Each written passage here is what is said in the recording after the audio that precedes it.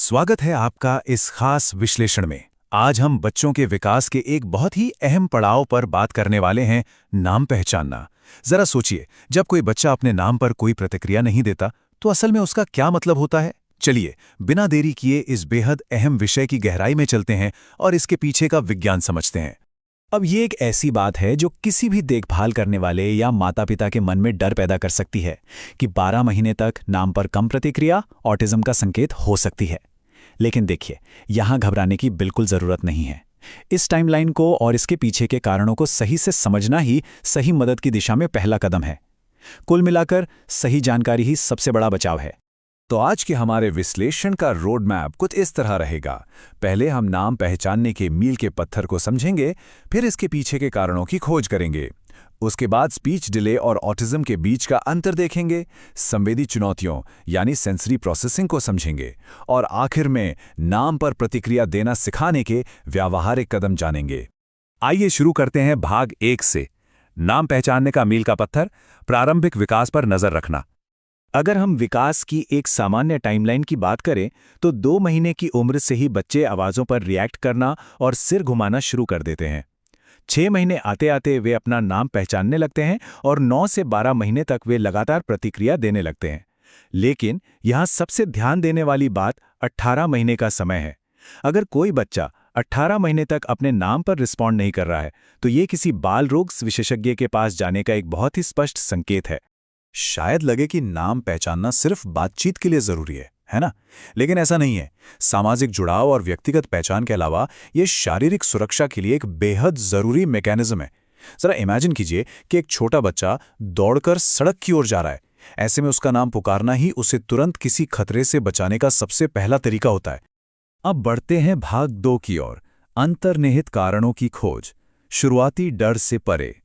देखिए, जब कोई बच्चा अपने नाम को इग्नोर करता है, तो तुरंत किसी भारी भरकम नतीजे पर पहुंचने की बजाय कुछ दूसरी वजहों को सिस्टमैटिकली चेक करना जरूरी होता है। हमेशा ऐसा नहीं होता कि कोई न्यूरोलॉजिकल समस्या ही हो सकता है कि शारीरिक रूप से सुनने में कोई कमी हो, जिसे ऑडियोलॉजी टेस्ट से चेक किया जा सकता है। या फिर ये केवल भाषा के विकास में देरी, ओवरऑल डेवलपमेंट में देरी, ADHD के शुरुआती संकेत, या फिर बस किसी पसंदीदा काम में बहुत ज्यादा मग्न होने की वजह से भी हो सकता है। यहाँ एक बहुत ही दिलचस्प वाकया शेयर करना चाहूँगा। मशहूर व्यवहार विश्लेषक डॉक्टर मैरी बारबेरा ने अपने बेटे के बारे में बताया था कि कैसे वो अपने नाम पर तो कोई प्रतिक्रिया नहीं देता था, लेकिन टीवी से पेंसिल्वेनिया लॉटरी का जिंगल सुनकर दौड़कर आ जाता था। ये किस्सा बहुत ही सटीकता से दिखाता है कि कैसे सिर्फ अपनी पसंद की आवाज़ों पर ध्यान देना शुरुआत में किसी गहरी समस्या को छुपा सकता है। चलिए आगे बढ़ते हैं भाग 3 पर, स्पीच डिले यानी बोलने में देरी बनाम ऑटिज्म। इस अंतर को समझना बहुत जरूरी है। स्पीच डिले और ऑटिज्म स्पेक्ट्रम डिसऑर्डर के बीच बहुत स्पष्ट अंतर होते हैं। सिर्फ बोलने में देरी वाले बच्चे आमतौर पर सामाजिक रूप से जुड़े रहते हैं। वे मुस्कुराएंगे, हाथ हिलाएंगे, इशारे करेंगे और साथ का आनंद लेंगे। लेकिन दूसरी तरफ ऑटिज्म वाले बच्चों को बातचीत और सामाजिक जुड़ाव में बड़ी चुनौतियों का सामना करना पड़ता है। वे शायद अकेले रहना पसंद करें, आंख मिलाने से बचें, या उनके इशारे बहुत सीमित हों। और हाँ, उनमें हाथ फड़फड़ाने या हिलने जैसे दोहराए जाने वाले व्यवहार भी काफ़ी आम होते हैं। एक और बहुत महत्वपूर्ण पॉइंट है इकोलेलिया। ऑटिज्म से प्रभावित बच्चे अक्सर बातचीत का जवाब देने या अपने खुद के वाक्य बनाने के बजाय सुनी हुई आवाज़ों या शब्दों को ही बार बार दोहराते हैं, जिसे इकोलेलिया कहते हैं। यह संचार के तरीके में एक बहुत ही बड़ा फर्क है। बात सिर्फ भाषा की नहीं है, मोटर कौशल यानी शारीरिक गतिविधियां भी एक बड़ा सुराग देती हैं। स्पीच डिले वाले बच्चों में आमतौर पर रेंगने या चीजें पकड़ने जैसी ग्रॉस और फाइन मोटर स्किल्स का विकास सामान्य तरीके से होता है, लेकिन ऑटिज्म के मामलों में इन कौशलों में अक्सर देरी देखी जाती है। फाइन मोटर स्किल्स में परेशानी का सीधा संबंध उनके सीखने और भाषा संबंधी कठिनाइयों से होता है। अब आते हैं भाग 4 पर, संवेदी प्रसंस्करण यानी सेंसरी प्रोसेसिंग की चुनौतियां, ओवरलोड और अंडर रिस्पॉन्सिवनेस। बच्चा अपना नाम क्यों इग्नोर कर रहा है, इसका एक और बहुत ही गहरा कारण हो सकता है, और वो ये है कि उसका दिमाग आसपास के माहौल को प्रोसेस कैसे करता है। संवेदी मॉड्यूलेशन विकार का सीधा सा मतलब है कि दिमाग का जो फिल्टरिंग सिस्टम है वो ठीक से काम नहीं कर रहा है। यह स्थिति पूरी तरह से बदल देती है कि एक बच्चा आवाज, स्पर्श या रोशनी को कैसे महसूस करता है। यहाँ मुख्य रूप से 3 स्थितियां होती हैं। अति संवेदनशीलता, जिसमें बच्चा शोर या छुअन से जल्दी घबरा जाता है। दूसरी है लालसा, जहां वे लगातार तेज अनुभवों की तलाश करते हैं। और तीसरी, जो हमारे विषय के लिए सबसे अहम है, अल्प संवेदनशीलता या अंडर रिस्पॉन्सिविटी। इस स्थिति में हो सकता है कि बच्चा सामान्य आवाज में पुकारे गए अपने नाम को रजिस्टर ही ना कर पाए। उन्हें रिएक्ट करने के लिए बहुत ज्यादा तेज उत्तेजना की जरूरत होती है। तो अब तक हमने कारणों को समझा। अब भाग 5 में देखते हैं नाम पर प्रतिक्रिया करना सिखाने के कदम, कार्यवाही योग्य समाधान। किसी भी क्लिनिकल डायग्नोसिस से आगे बढ़कर अब ये देखना जरूरी है कि हम प्रैक्टिकली क्या कर सकते हैं। डॉक्टर बाबेला का ये सिद्धांत बहुत ही बुनियादी है।